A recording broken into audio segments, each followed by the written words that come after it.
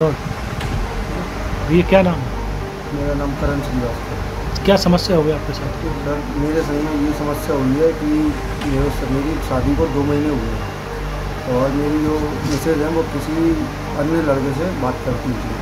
शादी के पहले मुझे मालूम चला तो मैंने उस बात को छुपाए रख के मैंने उनको समझाया कि भैया आप ये मत करो, शादी हो रही है, उसके बाद ये सब ख़त्म कर देते हैं।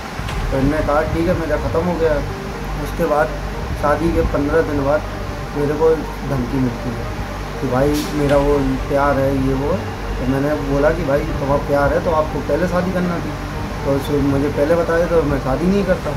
तो उसके बाद उन्होंने कहा कि मैंने उसकी मैडम से कहा इस बात को, तो उन्होंने बोला कि भैया मेरे को कोई मतलब नहीं है, अब मैंने सब कुछ ख़त्म कर दिया है। तो उसके बाद फिर इनने 15 दिन तक फिर ये शांत रही, कुछ नहीं बोला, ना उस लड़के ने कुछ बोला।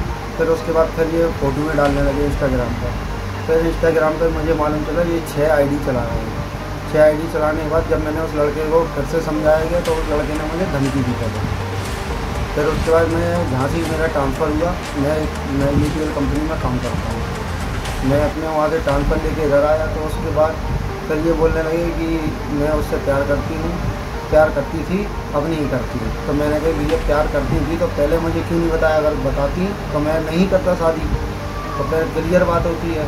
उसके बाद मेरा जाने का प्लान रहा 12 तारीख को मेरा उज्जैन जाने के लिए। जब इनने मेरी फिल्म सेट कराई, ये कह रहे हैं कि मैं वहाँ पर मरवा दूँगा तुम्हें। तो फिर उसके बाद मैंने अपनी मैडम को ये बात बताई तो मैडम ने, और मैंने मैडम के पिताजी को ये बात बताई और ये फ़ोटो भी दी है कि भाई जैसे मेरे संग में घटना हो रही है। फिर उधर से फिर शांत हो गया मामला।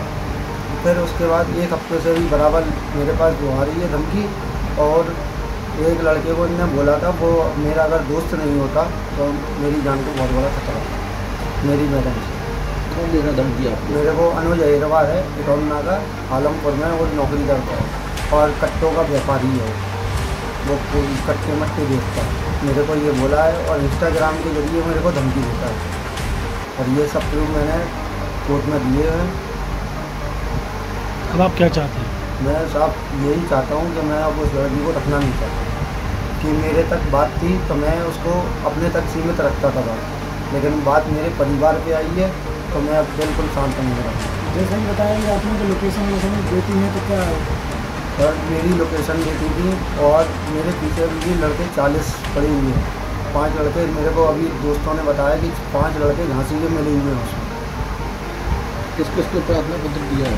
मैंने प्रार्थना पत्र दिया है एसपी साहब के यहाँ, झांसी सीकरी थाना, और अपने आलमपुर एसएसपी साहब को, और आलमपुर थाने में, और एक मुख्यमंत्री जी को, मोहन यादव जी को, उनको पहुँचाएंगे। आपकी मिसेज का कहना क्या है? मेरी मिसेज का कहना है कि मैं बात नहीं करती हूँ, तो अगर बात नहीं करती हूँ तो मेरे घर की जो पूरी लोकेशन है वो कहाँ से जा रही है और मेरे घर की जो फ़ोटो है वो कहाँ से जा रही है। यहाँ तक कि उस बंदे को ये भी मालूम है कि मेरा भाई कहाँ जाता है, मेरी भाभी कहाँ जाती है। तो ये सब उसको कैसे मालूम चल रहा है? आपको किस प्रकार जानकारी हुई कि आपकी पत्नी का? मेरी भतीजी है तो उसके माध्यम से मुझे थोड़ा डाउट पैदा हुआ। और मेरी माताजी जब मेरी हॉस्पिटलाइज थी तब उनकी फ़ोटो वगैरह वहाँ पर पहुँची गई लड़के के पास।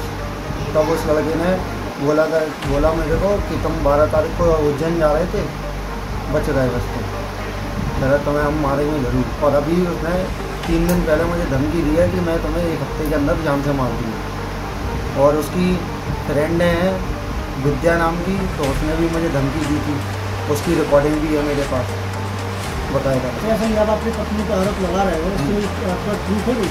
हाँ सर, मेरे पास फुल प्रूफ है कि वो लड़के के संग में उसकी फ़ोटोएँ हैं और उस लड़के ने खुद उनके सामने बोला है ये सब, और कॉन्फ्रेंस में बात कराई हुई है और उसकी रिकॉर्डिंग भी है मेरे पास।